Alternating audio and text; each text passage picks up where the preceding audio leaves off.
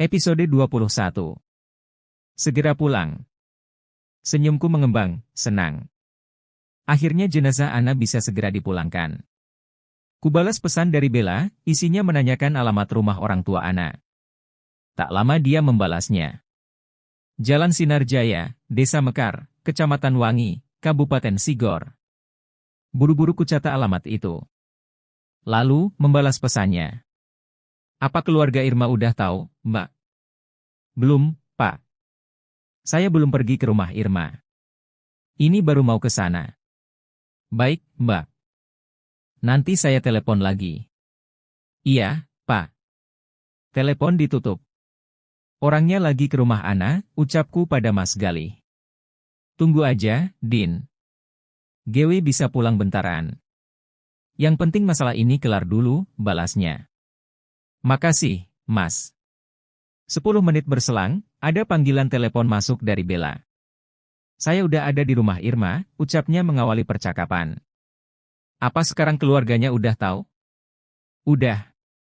Sayup-sayup terdengar suara isak tangis dari balik telepon. Suara Bella pun agak berubah, sedikit serak.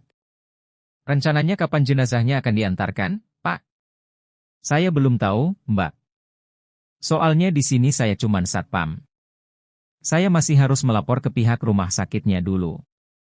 Tolong kabari saya segera ya, Pak. Kasihan keluarganya. Baik, Mbak. Kututup telepon. Kemudian duduk di samping Mas Galih. Jadinya gimana, Din? Tanyanya. Mas pulang aja, saya mesti nunggu Pak Supari dulu. Biar pemulangan jenazah Ana bisa cepat diurus. Keluarganya udah nunggu, balasku sambil menyerahkan ponselnya. Ya udah, gewe balik dulu, Din. Mas Galih bangkit, lalu menaiki motornya yang dari tadi terparkir di depan pos. Kurang dari 30 menit, Alip pun datang. Aku memberitahunya tentang pemulangan jenazah Ana. Akhirnya ketemu juga alamat keluarganya, Din, komentarnya saat mendengarkan ceritaku. Iya, Mad. Semoga hari ini bisa langsung diantar ke sana. Iya, Din. Rian pun datang. Kami bertiga mengobrol di depan pos, sambil menunggu Pak Supari. Selang 20 menit kemudian, terlihat motor Pak Supari memasuki gerbang rumah sakit. Aku langsung bangkit dan berjalan mengikutinya hingga parkiran.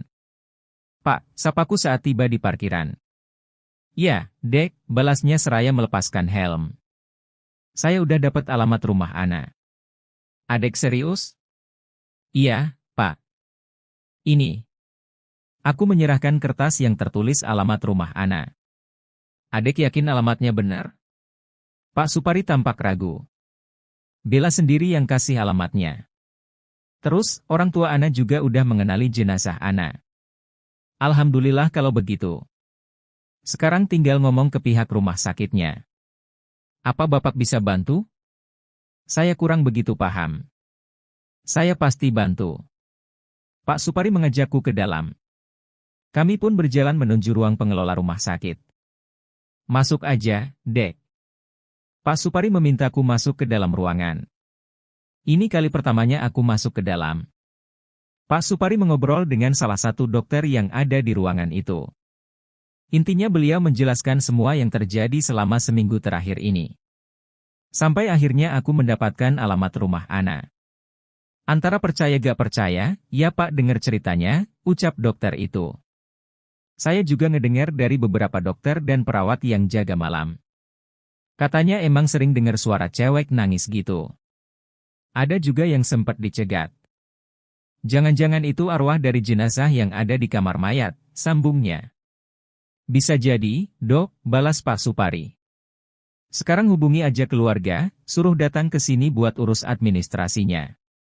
Nanti Bapak langsung ke bagian forensik untuk mengurus jenazahnya. Tapi, Dok, aku terpaksa ikut dalam percakapannya. Kenapa, Mas? Tanyanya. Keluarga gak punya telepon. Bukannya tadi Pak Supari bilang ada temennya? Iya. Coba hubungi dia aja. Nanti minta dia hubungin keluarga jenazahnya untuk ngurus administrasi. Maaf, Dok. Maksud administrasi itu apa? Biaya, Dek, Sahut Pak Supari. Iya, biaya penyimpanan jenazah, pemandian dan pengiriman. Itu ditanggung pihak keluarga. Kalau keluarganya gak punya uang gimana, Dok? Harus dibicarakan ke bagian manajemen. Biasanya harus ada surat keterangan tidak mampu. Nanti biar bagian sana yang memutuskan. Aku baru tahu ternyata untuk membawa pulang jenazah itu tidak semudah yang kubayangkan. Banyak persyaratan, begitu pula biaya yang harus ditanggung keluarga. Bagi orang mampu mungkin tidak akan kedulitan.